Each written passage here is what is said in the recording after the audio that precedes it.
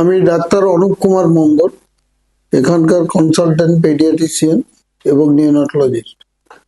আমি এই সময় আউটডোরে যে সমস্ত রোগী পাই বা যারা ভর্তি হচ্ছে তাদের মধ্যে তিনটে ভাগে আমরা ভাগ করে নিচ্ছি। মোটামুটি দেখা যাচ্ছে এই সময়টা সর্দি কাশির রোগটাই বেশি, তার সঙ্গে কিছু কিছু বাচ্চা শ্বাসকষ্ট নিয়ে আসছে এবং এখন একটা শীতের দিনে উইন্টার ডায়রিয়া হয়। মূলত এটা ভাইরাল ডায়রিয়া, সেটা অত্যন্ত এমন ডায়রিয়া যে জলের মতো পায়খানা হয়, ডিহাইড্রেশন হয়, জ্বর থাকে, কখনো কখনো পেচ্ছাপও কমে যায়। সেই সব ক্ষেত্রে ভর্তি করতে হয়। আর সর্দি কাশির মধ্যে কমন কোল্ডটাই বেশি।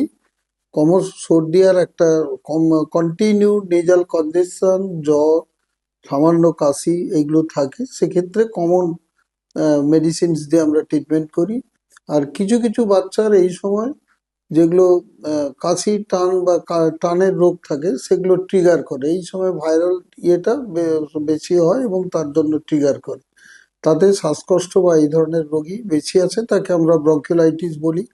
বা আর নিউমোনিয়া বা অন্যান্য রোগ এই সময় হয়, সেগুলো মূলত ভাইরাল নিউমোনিয়া।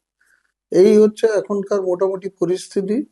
আর এর সঙ্গে কিছু কিছু বাচ্চার স্কিন ডিজিজ গুলো এই সময় হয়, বিশেষ করে স্কেবিস, কারণ একসঙ্গে থাকে।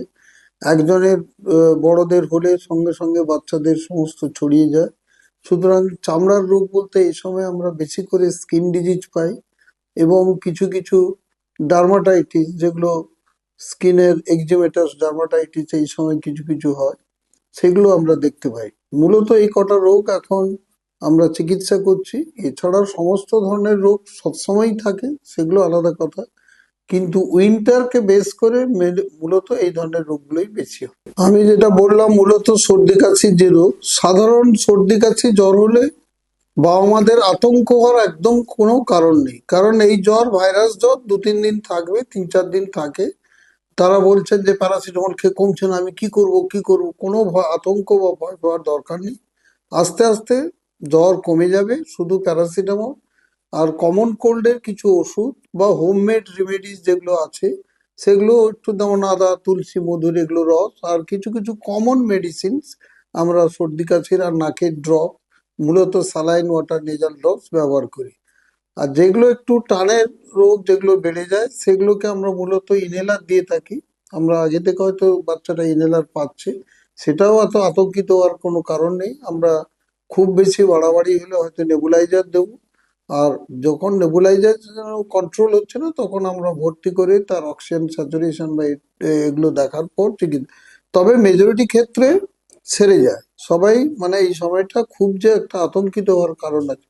আর এখন যে ভাইরাল ডায়রিয়া এগুলো হচ্ছে, এগুলো মূলত কোনো অ্যান্টিবায়োটিক এখানে দাও বা কোনো অ্যান্টি ডায়রিয়াল প্রিপারেশন এখানে কাজ করে না। আমরা মূলত ওআরএস দিই যাতে ডিহাইড্রেশনটা না হয়, ওআরএস, এবং তার সঙ্গে হোম অ্যাভেলেবেল কিছু ফ্লুইড, সাদা জল, ডাবের জল, মুড়ি ভিজিয়ে জল। হ্যাঁ, তার সঙ্গে নিউট্রিশনটাও ঠিক, যদি 6 মাসের নিচে বাচ্চা আমরা বলি কন্টিনিউ ব্রেস্ট ফিডিং করাতে, আর 6 মাসের উপরে বাচ্চা হলে ব্রেস্ট ফিডিং প্লাস তার সঙ্গে কিছু কিছু খিচুড়ি ভাত সবকিছুই খেতে পারে। চামড়ার রোগগুলো হলে আমরা বলি যে একটু ভালো করে পরিষ্কার পরিচ্ছন্ন থাকা, ওই জামা কাপড় সমস্ত আলাদা করে কাচা, এবং তার সঙ্গে স্কেবিসের যে মূলত চিকিৎসা সেটা আমরা করে থাকি।